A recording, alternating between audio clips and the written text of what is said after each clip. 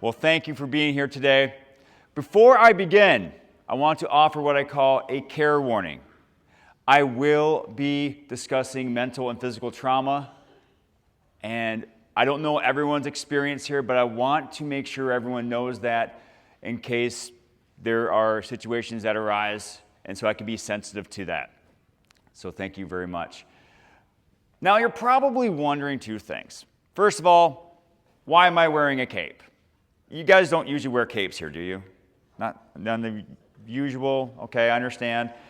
Well, I love superheroes. Anyone else love superheroes? Oh my goodness. They're one of my favorite things. And not only do I like how superheroes ignite our imagination, to have us think what it would be like to fly at supersonic speeds, to have super strength, to be able to use heat vision or freeze breath. But also, they have origin stories. Who's ever heard of the term origin story? Does that sound familiar? Yeah, a lot of us have. An origin story is that event that challenges someone by asking them questions. And the answers to those questions sets the trajectory of their lives going forward.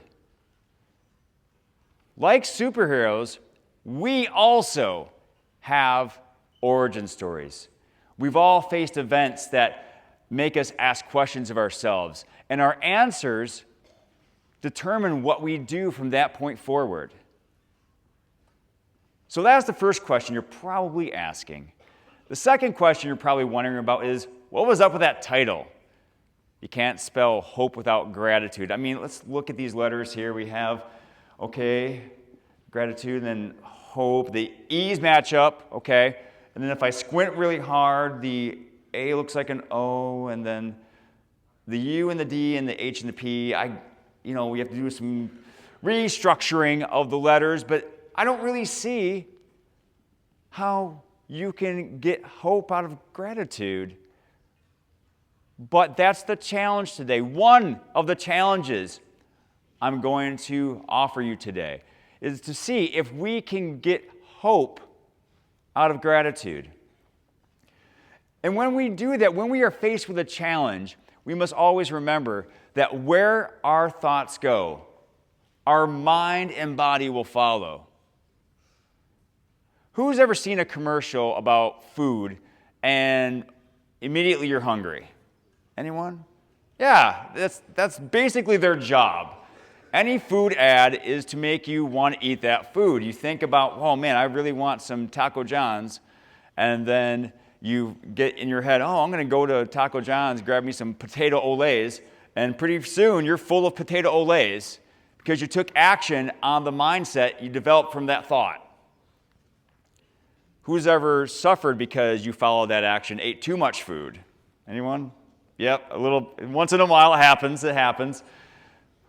But our thoughts are extremely powerful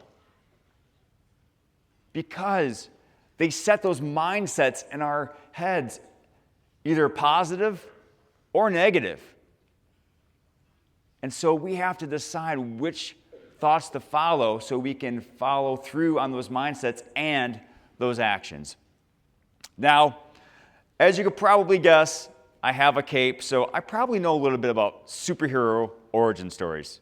And as much as I would love to share those with you, we don't have that much time today, so I'm just going to talk about my own.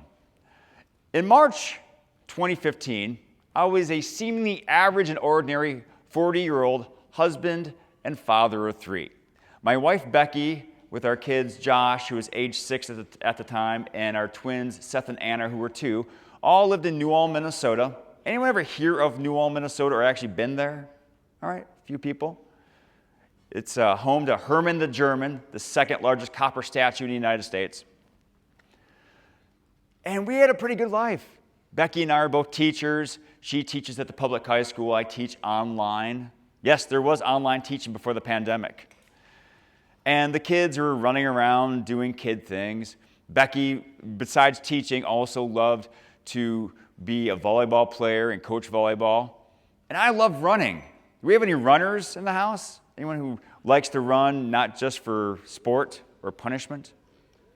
You ever hear the phrase, my sport is your sport's punishment? Yeah, that's what running is. And I was pretty decent. In fact, a few days before my origin story started, I ran a Pi Day race, which for us math nerds is 3.14 miles because it's held on March 14th. And I ran that in 19 minutes, 29 seconds. I know for some of you that's a really pedestrian time. That's almost turtle slow. But for a 40-year-old guy, not too bad. So I was in really good shape. But then March 18th happened. It started as an ordinary day. I was helping Becky get the kids ready for school. And one of the actions I took is I picked up little Seth and started flying him back and forth towards a attached garage. I veered too far to the right, though, and scratched the back of my right hand on my garage wall. I looked at it, and then I thought to myself, everything's normal, everything's fine. Nothing is wrong, absolutely nothing is wrong, no blood. And for those of us of a certain age, I also thought this, 'tis but a scratch. If you've seen this movie, you know what I'm talking about. If you haven't seen this movie, at some point in your life, you need to watch it. At any rate, there was no blood. So I had no problem putting Seth into the car seat, kissing them all goodbye, and then going on my way back into the house to start my day of online teaching. 3 days later, though, I wake up to find a lacrosse ball-sized bump on my right elbow. I usually don't wake up like that, so I thought, I'll get this checked out. I go to the urgent care clinic in New Ulm, and the doctor looks at it and says, well, it might be bursitis, which is an inflammation in the bursa sac in your joint, so you keep an eye on it and let us know if something happens. So I did, doctor's orders. I kept an eye on that bump as it grew and grew and grew until my right arm was 3 times the size of my left. I like to say I was the Incredible Hulk in mid-transformation, but instead of being angry and smashy, I was more sicky and tiredy, though I was partially green. Becky found a babysitter for the kids and then drove me to the emergency room. They quickly admitted me because, hello, huge right arm. But then they also found I had gone septic. For those of you who don't know what sepsis is a reaction that the body has to a foreign agent. And one of the reactions it can have is it can pump a chemical into your bloodstream to fight off that foreign agent. However, that chemical can also kill you. So, poison in my veins, giant right arm. I wouldn't say it was my favorite Saturday night, but it is what it is. They kept me overnight for observation. And then the following morning, that attending doctor said something I will never forget. She said, Mr. Gordon, this is beyond us. We can do nothing more for you here. Where do you want to go? Well, I quickly said Mayo, as in the Mayo Clinic. Anyone ever hear of the Mayo Clinic? Yeah, pretty popular, pretty world-renowned, in fact. And thankfully, it was in Rochester, which is 2 hours away from New Ulm. So I called Becky quickly to tell her the plan. They flew me to Rochester, admitted me into St. Mary's Hospital, which is the flagship building in the Mayo Clinic system. And that's where they diagnosed me with necrotizing fasciitis, also known as flesh-eating bacteria. Anyone ever hear of flesh-eating bacteria or necrotizing fasciitis? Maybe from a doctor show. They're very popular. Every season they have a neck fash episode. Well, it was my turn to star in the episode. And as soon as doctors knew my condition, they wheeled me into surgery and put me into a medically induced coma for 5 days. In that 5-day time, They first removed the infected skin and tissue from my arm, shoulder, chest, and back. And once they discovered that the infection had gone so far into my right arm, they were planning to amputate. They told Becky they would have to amputate. There was no question in their mind. They would have to amputate my right arm. What do you notice? I still have a right arm. That is because a very observant occupational therapist saw that it still had hand function. So what they elected to do was to remove a 15-inch by 4-inch flap of skin from my left thigh and place it on my right arm and hand. Since this is my thigh and my hand, I call this my thand. Copyright pending. I'm the only one in the world who has one, I think, so I should keep it around. However, now, have any of you ever heard the story when you give a mouse a cookie? You know how when one problem is solved, another problem presents itself? Well, my arm was saved, but now I have a huge gaping hole in my leg that won't close normally. So they removed one of my muscles out of my thigh. So instead of a quad, I have a tri. And then they installed a shoestring type contraption on the inside of my wound, and then knobs on either side of the wound on the outside. So they had to tighten the knobs over time to close my wound.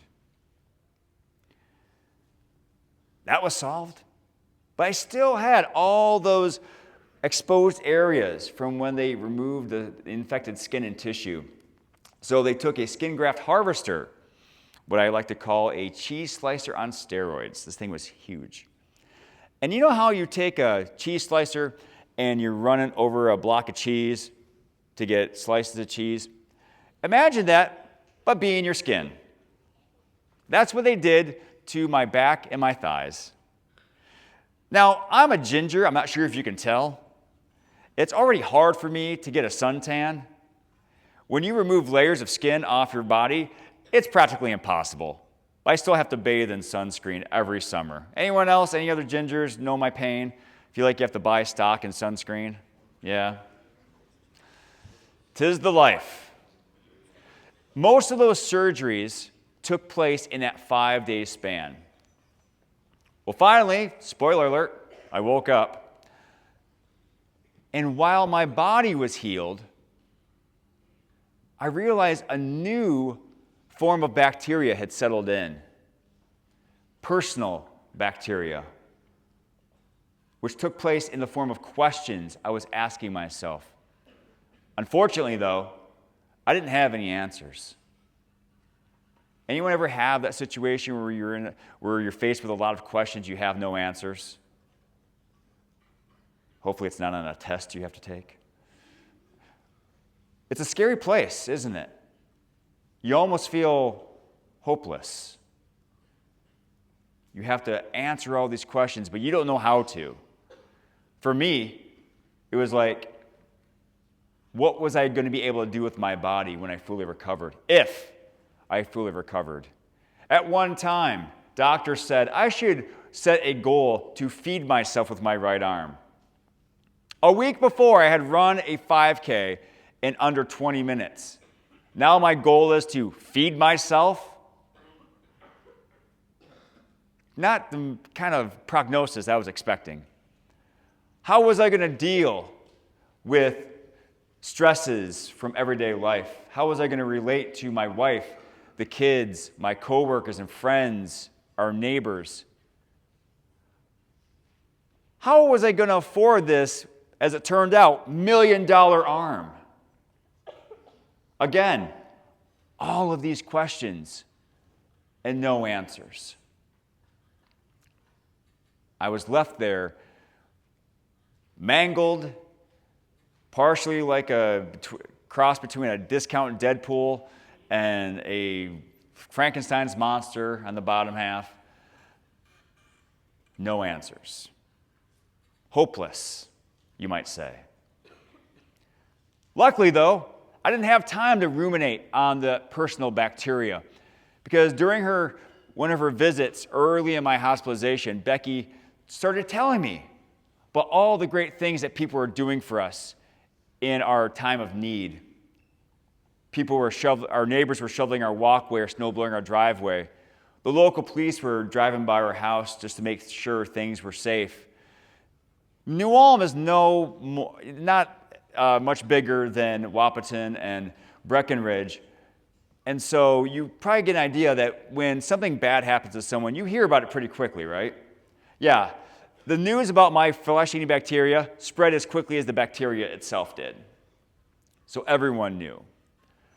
In Rochester, people were stopping by Bill and Dee's house, my in-laws, to drop off food and toys and to play with the kids, something I, as their dad, could not do. My brother Jeff, who flew in from Michigan, and by the way, I am from Michigan, so I am obligated to do this. This is where I grew up. This is where he lives. He flew from Michigan to the Twin Cities and took a shuttle all the way down to Rochester and stayed a week and a half with us, sometimes staying overnight in the hospital just to get the latest updates on my condition. And I'm not sure if you ever spent the night in a hospital and not in a hospital bed, but in one of the chairs. They're not made for comfort. He also bought me an iPad, which will play a role in my story later. One of Becky's friends from high school started a GoFundMe account, which raised more than enough money to offset the lost wages I incurred from my hospitalization because I ran out of sick days pretty quickly. When Becky told me all of these wonderful things people were doing for us, I felt that personal bacteria wash away. And I was left with what I now call the attitude of gratitude. And I felt myself turn from a victim to a survivor. I didn't feel as hopeless as before because that gratitude I felt for all of those people stirred something up within me. And I felt motivated to start doing something. And so I didn't call it the attitude of gratitude at that time. That name came later. But it did come with 3 questions. The first question was, what good things did I have in my life? Now, if I were to ask you, what are some good things you have in your life? What would some of you tell me? Do I have someone brave to let me know? Family. That's an awesome answer. Yeah, what else? What else is something that you can be thankful for? If I ask you, what is something you have in your life you're thankful for? Friends.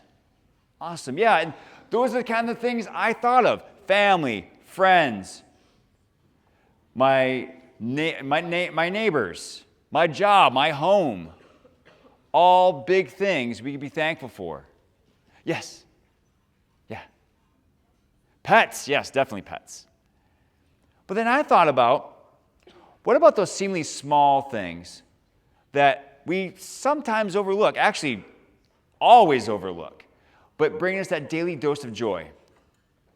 So I started thinking about that iPad that my brother bought me.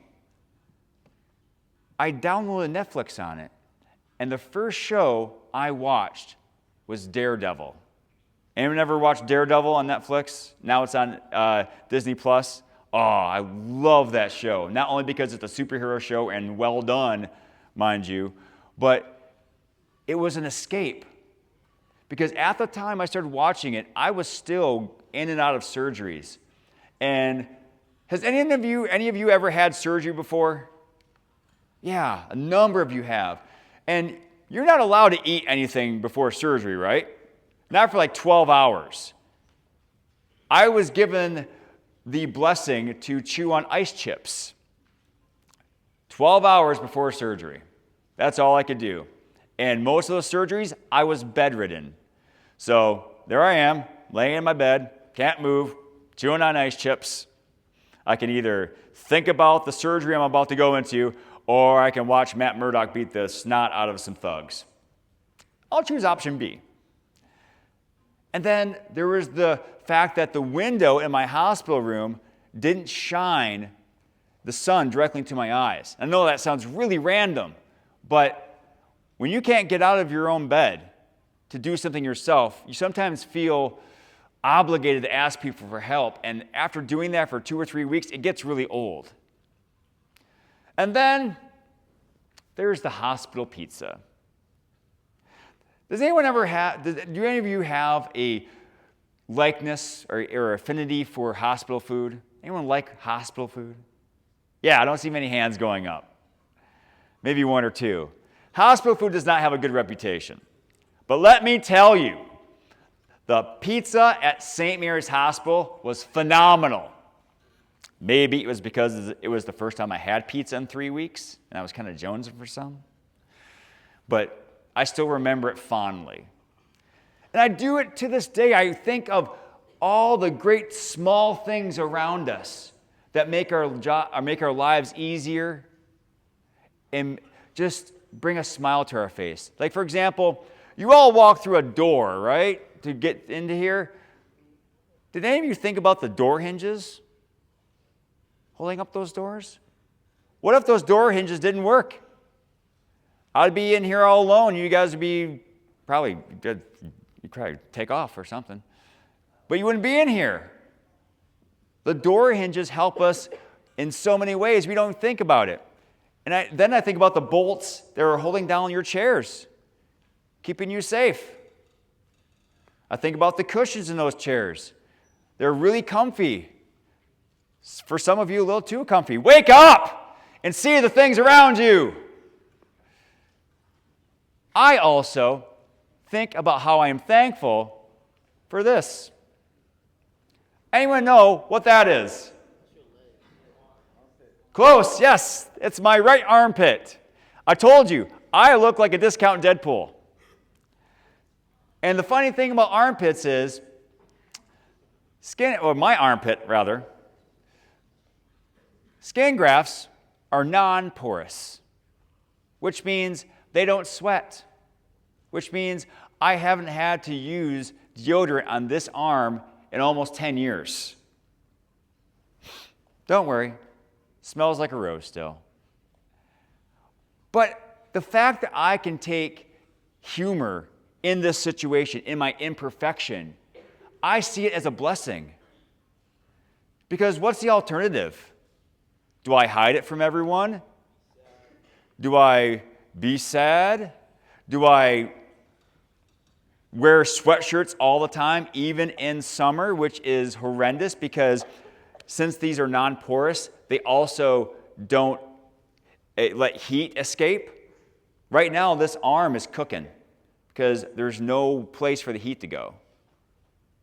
But I'm okay with it because it's keeping me alive.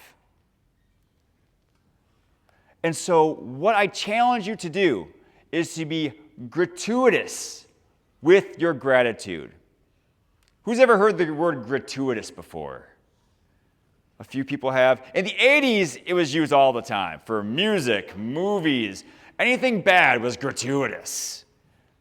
But I want you to be gratuitous with your gratitude because the word gratuitous just means extra.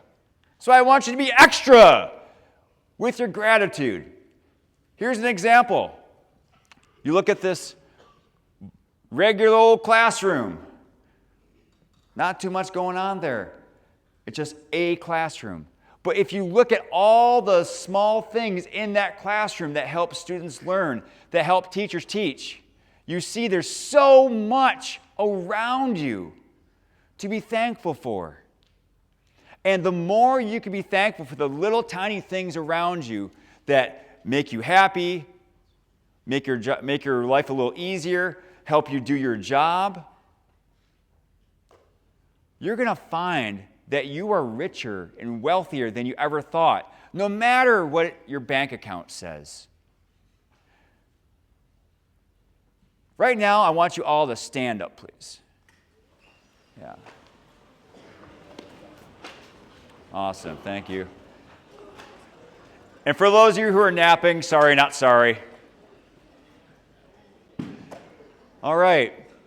Now, when you all stood up, did you ever think, wow, I have to engage my glutes and my hamstrings. I have to lean forward. I have to push off my balls of my feet. And I have to extend my legs. Did any of you think about the processes it takes to stand up? If you did, I applaud your thoughtfulness. If you didn't, that's okay. That's like most people. You just stood up. But think about how many muscles, tendons, ligaments, blood vessels had to engage for you to do that simple action. Who are my athletes in here? All right. When you are practicing your sport, when you're in a game, do you think about, okay, I have to adjust my weight this way to move to the left or right.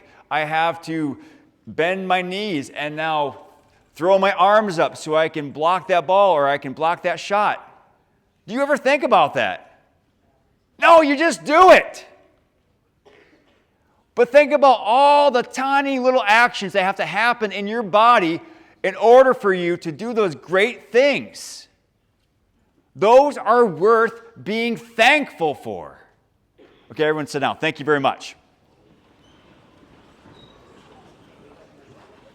So what I want you to do right now is I'm going to introduce a new challenge. This is called the 5 and 10. And I'm going to give you 10 seconds. And I want you to think of as many things, items, people in your life that you're thankful for, and then think about why you're thankful for them. Now, so I'll give you 10 seconds, and then I want you to think of those things, and then if you're brave enough, you can share one or two with me.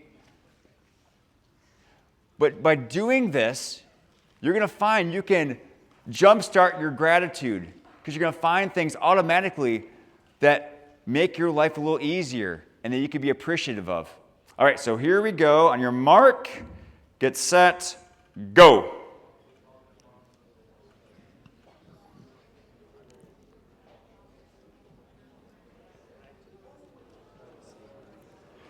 Stop.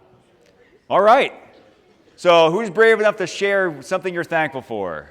Yes. Friends, because they encourage me. Awesome. I love that. Thank you. Who else is brave to share something you're thankful for? Yes, sir. McDonald's, okay. Video games, awesome. Me too. What else? Good grades, all right. You have to work for those, yeah, but it's good to have a good work ethic. Yes. Water bottles. In the back. Steel-toe boots, excellent. Especially the parts of the boots that make them work. Because if you didn't have the steel toe part, it'd just be a boot. If you didn't have the laces, they'd fly off your feet. So being gratuitous and thinking of all the different things you can be thankful for, no matter how small, is going to jumpstart your gratitude and help you be as grateful as you can. And that's what I did. I thought of all the small things that make my life a little easier or make me happy. And I found I am richer than I ever thought possible, no matter, again, what my bank account says. So I thought about what I was thankful for. The next question I asked myself was who I was thankful for. Who could I acknowledge and appreciate? Well, in the hospital, I again thought of those big groups. Family, friends, people who shared my faith, my co-workers. Also in the hospital, I was thinking of the doctors and the staff in the kitchen who brought me up my pizza and way too many protein shakes. Oh my goodness. It was like a job drinking all those protein shakes. But then, especially the nurses. The doctor saved my life, saved my arm. But it was the nurses who really helped me recover. Because they were the ones who every day had to come in and check my bandages. And I know that my skin grafts look pretty normal right now, but at the beginning, they were sore, red. Does anyone know the anime Attack on Titan? Yeah, I look like one of those monsters. In fact, I took a picture one time and I sent it to my friend and said, "Hey, I could be on A&T. Check it out." And so the nurses had to dress change all of my wounds every day. The first time it took 2 hours. Over time, they whittled it down to 10 minutes because they kept at it and they were good at their jobs, world class. And not only that, they were also kind and friendly, and sometimes they kicked me in the rear end if I was being kind of jerky because I wasn't used to being in the hospital for over 2 months. But sometimes I needed an attitude adjustment, and they gave that to me in a loving way. But those nurses hold a special place in my heart. Does anyone know any nurses? If you can, next time you see them, please tell them that Chris D.T. Gordon says thank you, because they are a huge part as to why I'm here. And so I have another challenge for you. This one is called the Triple A. We're going to actively augment your appreciation of someone. Now, that word augment is not a word we usually hear. Does anyone know what augment means? What does it mean to augment something? Maybe this will be a vocab word later. To augment. All right, maybe write this one down. To augment means to strengthen. We're going to strengthen your gratitude, your appreciation of someone. And so the first step is to think of someone you're socially connected to. It could be a family member, could be a friend, could be a classmate. Maybe challenge yourself, could be someone a cashier at a store that you see once in a while. You're going to remove them from that social circle that you share, because what we're trying to do here is we're trying to see how this person benefits the world around them and not around you. When we think about how people make our lives better, we're only thinking about ourselves, really. And it's a little bit selfish, and not in a bad way, not a bad selfish, but in an honest, because you're thinking about yourself, how they affect you. But I want you to take that person and look at how many ways they affect the world around them. It could be what kind of student they are, could be what kind of teacher they are, what kind of parent, what kind of friend, what kind of coworker, if you have a job. Think of all the ways this person affects the world in a positive manner. And then put them back in that social circle that you share and let them know that you appreciate them for all the good they do in the world. I like to use my wife, Becky, as an example. Yes, she's my wife, my partner, my best friend. But she is also a loving mother, a fantastic daughter and sister, a brilliant teacher, a well-read historian, a talented musician, a great athlete. She is almost as geeky as I am, though she doesn't have a cape. She kind of plays it down low. But she is a benefit to the community all around. And so I put her back in that social circle that we share, and she's still all of those things. But she's my wife, my partner, and my best friend to boot. Most people say that their significant others are their better halves. Becky is my better 95%. All right, she's fantastic. I'm so blessed to have her in my life. And so what I challenge you to do is to think of 3 people in your life today and let them know why you appreciate them. And I want to challenge you especially to do this with someone who maybe isn't a best friend or your boyfriend or girlfriend or your family member. Think about someone you don't connect with very often. because not everyone in the world is our best friend. But that doesn't mean we can't strengthen our ties. We can't see how we can develop a little more respect for them. So challenge yourself to see how you can acknowledge your appreciation of someone today. 3 people, in fact. So I thought of what I was thankful for. I thought about who I could acknowledge and share my appreciation of. Then I thought about how could I give others a reason to be grateful. Now, in the hospital, my job was to recover. But when I was discharged, I started taking action. I started running again and picking up trash on the ground or on the road or on the sidewalk or in someone's yard without getting too trespassy. Some people don't like that. I started mowing the lawns of my neighbors when I noticed they were getting a little long and I hadn't seen them in a while. And there's the classic opening a door for someone. Who's opened the door for someone in the last week? Yeah.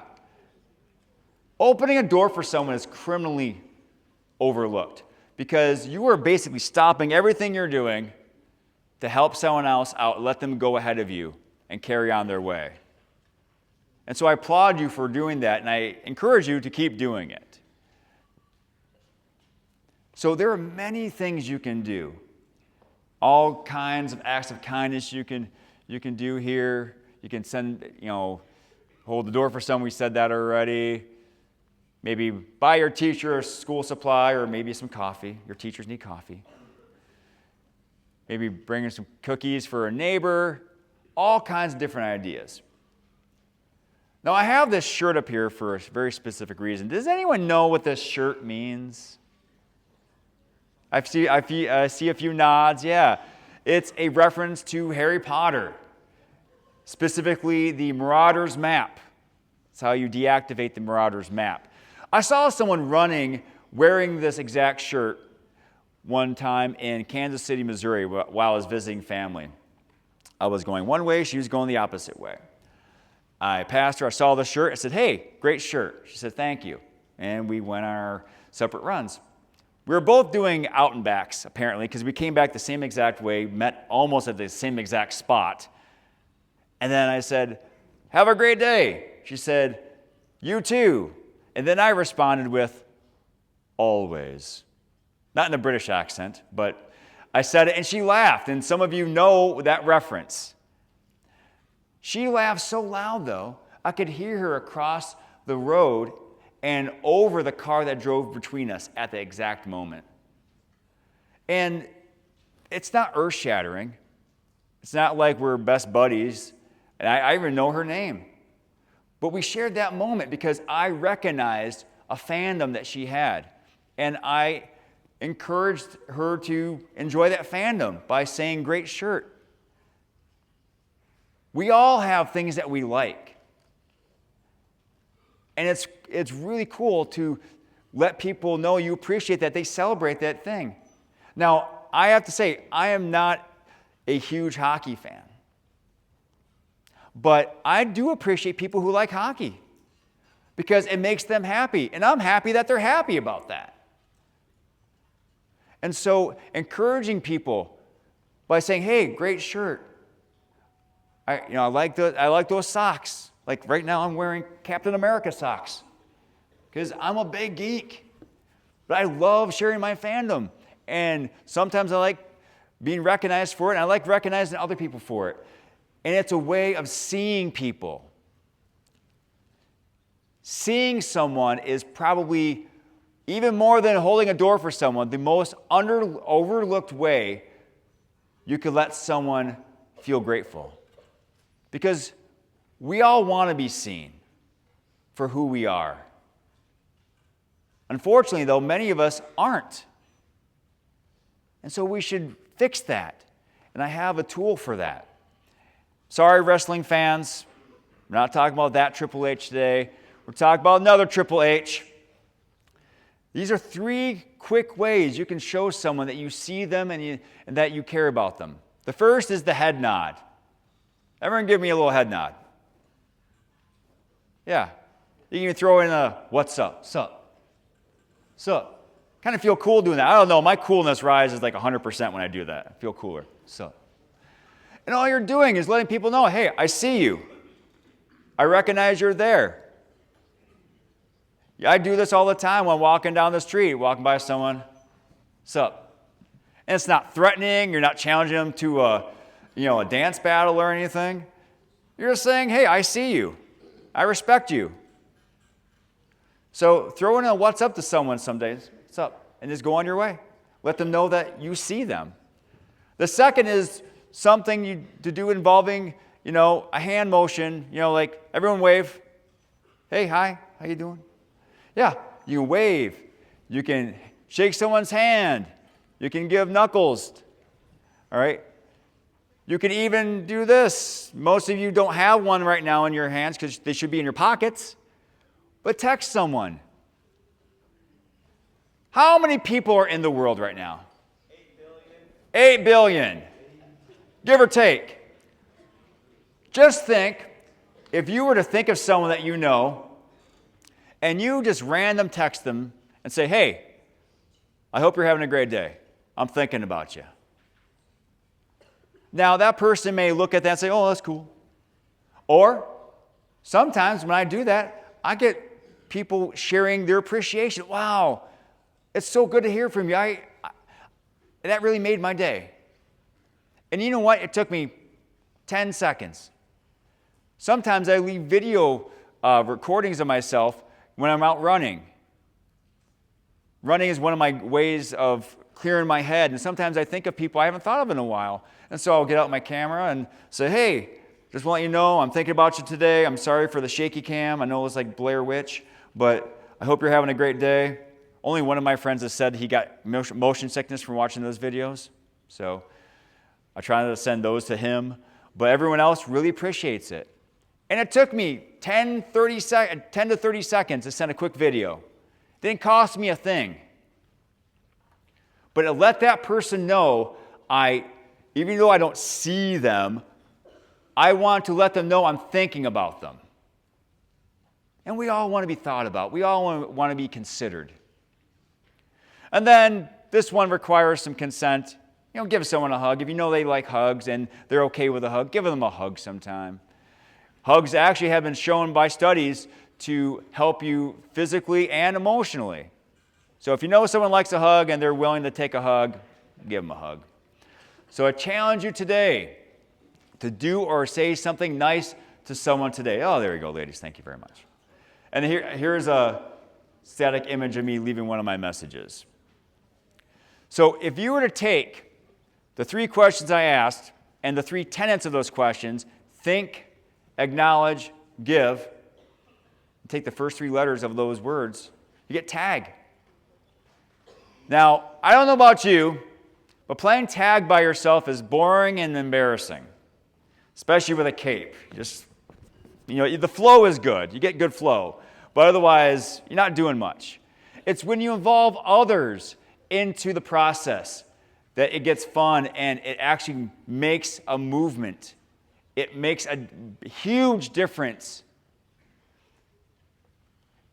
And so, personally, by playing tag, I not only felt my gratitude rise, but also my positivity. I rose from becoming a survivor to a striver. Not just someone who is happy with being alive, but someone who is taking my second chance and doing the most I can with it. Now, I can go through all kinds of studies, all kinds of benefits that gratitude has on a scientific level. But again, we don't have that much time. So I thought I would share some of the ways I've become a striver. I have used my increased resilience to push the boundaries of what I can do. And so this picture up here in the upper left, this is me finishing my latest marathon. I've run 2 marathons since my hospitalization, again, with 1 fewer muscle in my leg. And this is in Lake Wobegon. And I'm not sure if you can see it. It says, "The Force is with me," because I ran this race on May 4th. May the 4th be with you. Yeah. Again, huge geek. And here's a picture of me that was professionally taken of me in my cape as a professional speaker. That's the cover of my book that I wrote that was published last year, From Survivor to Striver. Let me know if any of you are interested afterwards. Here's a picture of me attaining my first degree black belt in Taekwondo. I started taking lessons with my son shortly after my hospitalization because I wanted to see what I can do. And this has always been a lifelong goal of mine to earn my black belt. Down here, I just jumped out of a perfectly good airplane. For my 50th birthday, my wife gifted me this chance. I'm not sure what she was saying by that, but I did ask for it, so it's my own fault. Here's a picture of me in my latest cosplay at the Twin Cities Con. I combined Santa Claus and Wolverine to make Santa Claus, C-L-A-W-S. And you can even see my skin grafts there that I'm using for cosplay because I want to motivate others to be unashamed of their own imperfections. And also, I have to say, they do look kind of cool. And then finally, here's a picture of me and my two sons water skiing behind my brother's boat. We did this last summer. Now, I don't share these things to brag or to boast. I share them for three reasons. First of all, these are not things that I just decided to do out of my own spare time because I had nothing else to do. When I'm not on stage, I'm a teacher. I teach online. However, I didn't put a picture of me teaching because it's me standing in front of a computer talking to it. Not a very interesting picture. But I saved my money and I made sure I planned ahead so I can do all those things. Secondly, I coordinated with my wife to make sure I could do all those things because we're a partnership. And just to say, okay, sweetie, I'm just going to leave on a whim and go jump out of an airplane, pardon the pun, but it wouldn't fly with her. And lastly, I wanted to show these things to you because all of those things, even the jumping out of the airplane, took time. It's not like I decided, I'm going to get a black belt. Hey, I got a black belt. It took me 5 years to run that marathon. I had to log hundreds of miles, sometimes waking up at 5 in the morning to run 8 or 9 miles. And that's even before my kids or my wife are up. Even the cosplay, I had to spend some time and money and work on it. I could have chosen to take my second chance and to sit on the couch and watch Netflix all day and eat Cheetos. Actually, Doritos. I like Doritos better. And I mean, there's nothing wrong with eating Doritos once in a while.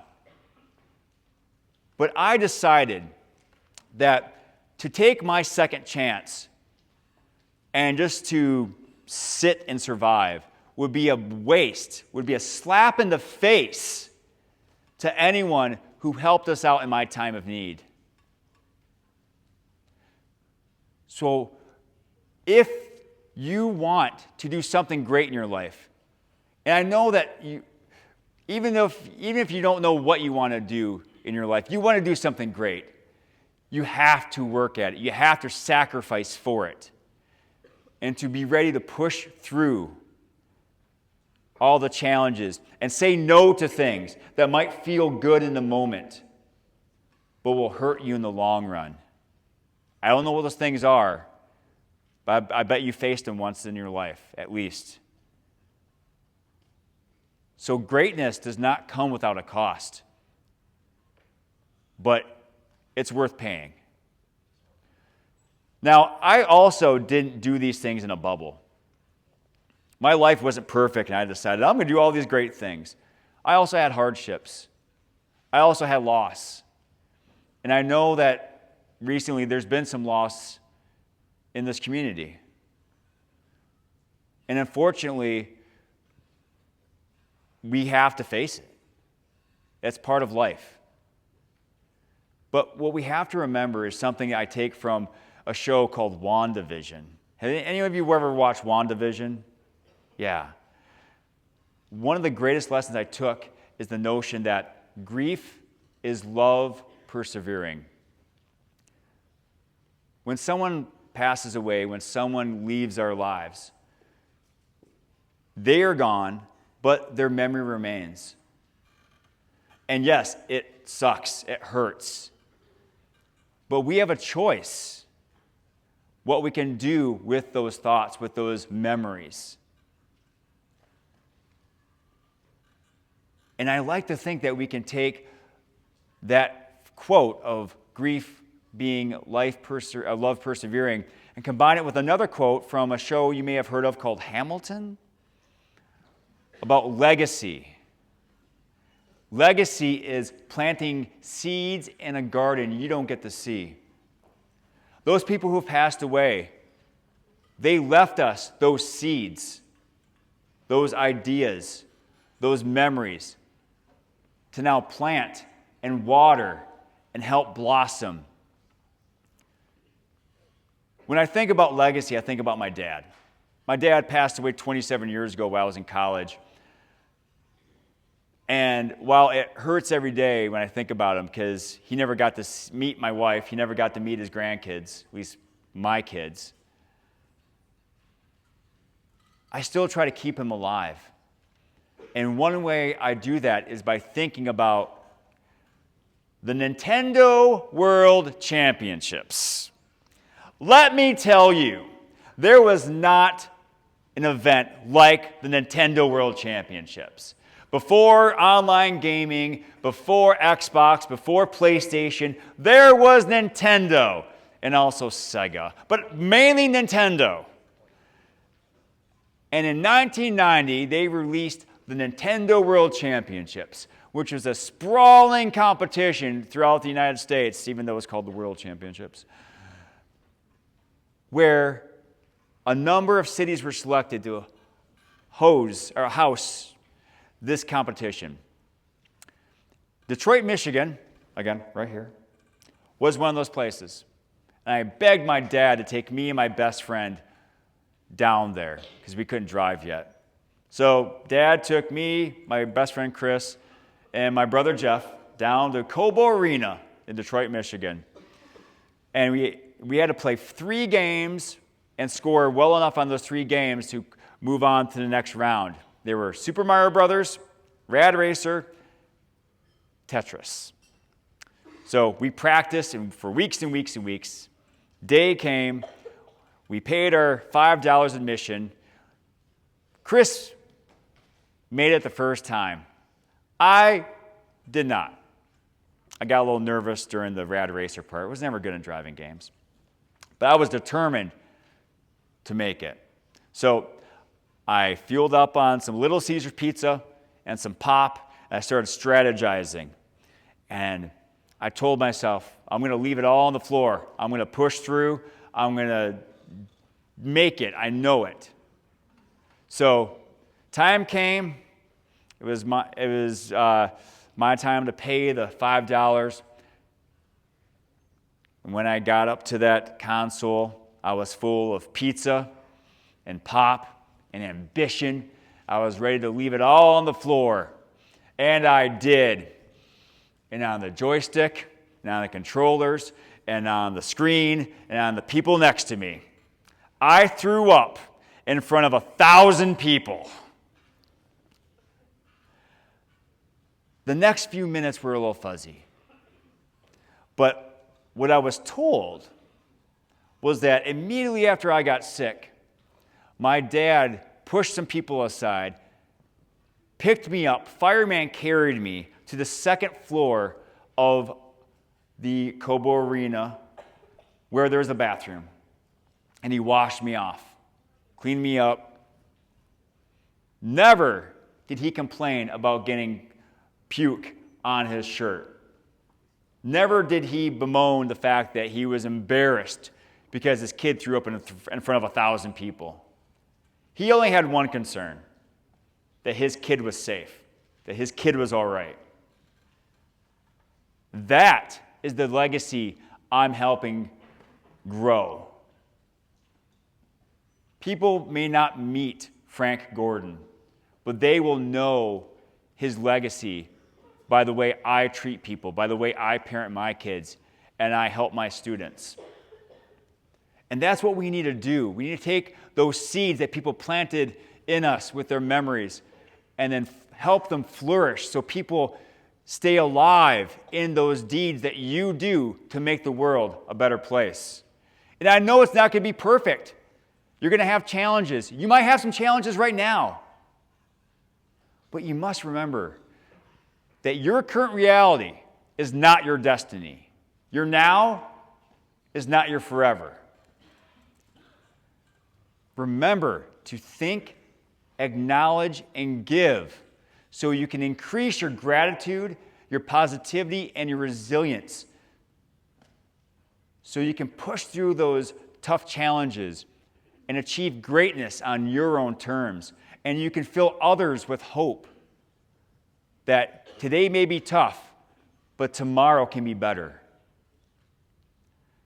Now, before we finish up here, I do, first of all, want to encourage you all to go to my webpage here. Your teachers will have a link for a presentation feedback form.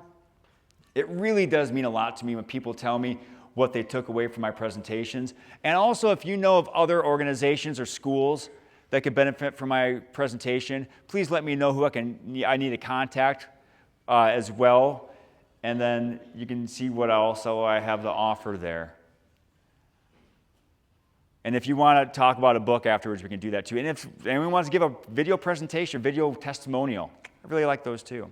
But to finish up, we talked about superheroes in the beginning. Now, one of my favorite superheroes is Superman. But it's not because of all the superpowers he has. He has all the powers, basically. It's because of this image. This is taken from All-Star Superman Volume 2. We have a character here named Regan, and throughout the comic, she's been going through a lot of struggles. And at one point, she could not reach her therapist, her doctor, and she felt that she was hopeless. And there was nothing for her to do. But then Superman shows up and lets her know that the doctor really was held up, that he does care, and that it's not as bad as it seems. And furthermore, she's stronger than she thinks. You all have the capability of being Superman or Superwoman. You all have the power to help someone increase their hope, their gratitude, their positivity, and their resilience. All you have to do is be there, is to see them, give them a "what's up?" Send them a message. Let them know that they are seen, that they are valued, they matter, and they can do some good in this world. So if we go back to our slide here about hope and gratitude, I think we had shown that you can spell hope with gratitude. It takes a little work. It takes a little struggle even, but you can make it work. And that's the important thing to remember. You can do it. So with that, I thank you so much for being here today. Remember to think, acknowledge, give, make the world a better place, and always remember to pass imperfection and go for greatness. Thank you.